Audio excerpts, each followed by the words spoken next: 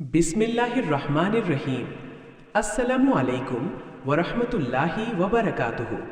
প্রিয় ভাই ও বোনেরা, আজ আমরা কোরআনের এমন একটি সূরার আলোকে একটি ইতিহাসের দরজা খুলতে যাচ্ছি, যে ইতিহাস শুধু অতীতের নয়, বরং আমাদের বর্তমান ও ভবিষ্যতের জন্য এক কঠিন সতর্কবার্তা। আজকের এই গল্প সূরা বানী ইসরাঈল অর্থাৎ কোরআনের একটি গভীর শিক্ষার অংশ। এটি কোনো রূপকথা নয়, এটি আল্লাহর বাণী।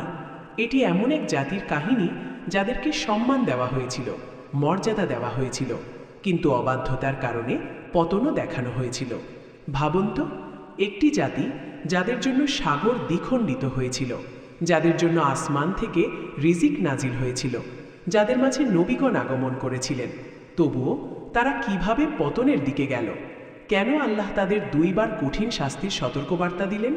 এই গল্প শুধু তাদের নয়, এই গল্প আমাদেরও। কারণ ইতিহাস নিজেকে পুনরাবৃত্তি করে যখন মানুষ শিক্ষা গ্রহণ করে না। আজকের ভিডিওতে আমরা জানব বানী ইসরাইলের উত্থান, তাদের অহংকার, তাদের অবাধ্যতা এবং আল্লাহর কঠিন সতর্কবার্তা। তাই মনোযোগ দিয়ে শুনুন, হৃদয় খুলে শুনুন, কারণ এই গল্প হয়তো আমাদের জীবনও বদলে দিতে পারে। চলুন শুরু করা যাক। আল্লাহ তাআলা বনী ইসরায়েল জাতিকে ফিরআউনের ভয়ঙ্কর অত্যাচার থেকে মুক্তি দিয়েছিলেন। বছরের পর বছর তারা ছিল নির্যাতিত, অপমানিত, দাসত্বে আবদ্ধ। তাদের সন্তানদের হত্যা করা হতো, নারীদের অপমান করা হতো। কিন্তু যখন আল্লাহর সাহায্য আসে, তখন অসম্ভবও সম্ভব হয়ে যায়। সমুদ্র তাদের সামনে বাধা হয়ে দাঁড়িয়েছিল, পেছনে ফিরআউনের বিশাল সৈন্যদল। মানুষের চোখে তখন সব পথ বন্ধ, কিন্তু আল্লাহ হুকুম দিলেন আর সাগর দ্বিখণ্ডিত হয়ে গেল। দুই পাশে দাঁড়িয়ে গেল বিশাল পানির প্রাচীর, মাঝখানে শুকনো পথ। বনী ইসরায়েল নিরাপদে পার হয়ে গেল, আর ফিরআউন ও তার বাহিনী পানির নিচে ডুবে গেল। এ ছিল সম্মানের সূচনা, এ ছিল মুক্তির দিন। এরপর মরুভূমিতে আল্লাহ তাদের জন্যে আসমান থেকে মান্না ও সালওয়া নাজিল করলেন। ক্ষুধার কষ্ট দূর হলো। তাদের মাঝে নবীগণ পাঠানো হলো পথ দেখানোর জন্যে। তাদের দেওয়া হলো কিতাব, হিদায়ত, নেতৃত্বের মর্যাদা। কিন্তু ধীরে ধীরে হৃদয়ের ভেতরে জন্ম নিল অহংকার। তারা বলতে শুরু করল, আমরাই আল্লাহর প্রিয় জাতি। নবীদের উপদেশ তাদের কাছে ভারী মনে হতে লাগল। কেউ কেউ নবীদের অমান্য করল, কেউ কেউ নবীদের মিথ্যা প্রতিপন্ন করল। এমনকি ইতিহাস সাক্ষী, তাদের মধ্য থেকে কিছু লোক নবীদের হত্যা পর্যন্ত করেছে। আল্লাহ সতর্ক করলেন, তোমরা যদি সৎকর্ম করো তা তোমাদের নিজেদের জন্যে, আর যদি মন্দ করো তার ফলও তোমাদের উপরই বর্তাবে। কিন্তু তারা ফাসাদ ছড়িয়ে দিল পৃথিবীতে, অন্যায়কে স্বাভাবিক মনে করল, ক্ষমতার অপব্যবহার করল। তখন এলো প্রথম শাস্তি। আল্লাহ এক শক্তিশালী জাতিকে তাদের উপর প্রেরণ করলেন।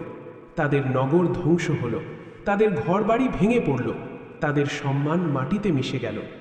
এটি ছিল তাদের জন্য বড় শিক্ষা। কিন্তু আল্লাহর রহমত সীমাহীন।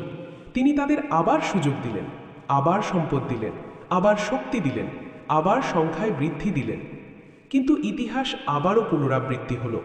তারা আবার অবাধ্য হলো, আবার সীমা লঙ্ঘন করল, আবার অন্যায়কে আলিঙ্গন করল। তখন এলো দ্বিতীয় কঠিন সতর্কবার্তা। তাদের পবিত্র স্থান অপবিত্র হল, তাদের ক্ষমতা ভেঙে পড়ল, তাদের গৌরব ইতিহাসের পাতায় সীমাবদ্ধ হয়ে গেল। এই হলো সেই জাতির কাহিনী যাদেরকে সম্মান দেওয়া হয়েছিল, কিন্তু অবাধ্যতার কারণে পতনও দেখানো হয়েছিল। এই গল্প শুধু বনী ইসরায়েলের নয়, এটি আমাদের জন্য আয়না।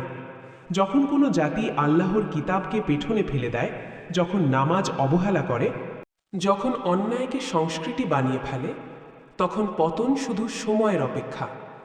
সম্মান আসে আল্লাহর পক্ষ থেকে, আর সম্মান টিকে থাকে আনুগত্যে। আজ আমরা কোথায় দাঁড়িয়ে আছি? আমরা কি শিক্ষা নিচ্ছি, নাকি ইতিহাস আবারও নিজেকে পুনরাবৃত্তি করার অপেক্ষায়? আসুন আমরা নিজেদের ঠিক করি, আল্লাহর দিকে ফিরে যাই, কুরআনকে জীবনের আলো বানাই।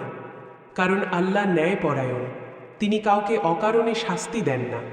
আর যেই জাতি নিজেকে পরিবর্তন করে, আল্লাহ তাদের অবস্থাও পরিবর্তন করে দেন। আল্লাহ আমাদেরকে কুরআনের শিক্ষা বুঝে আমল করার তৌফিক দান করুন। আমিন।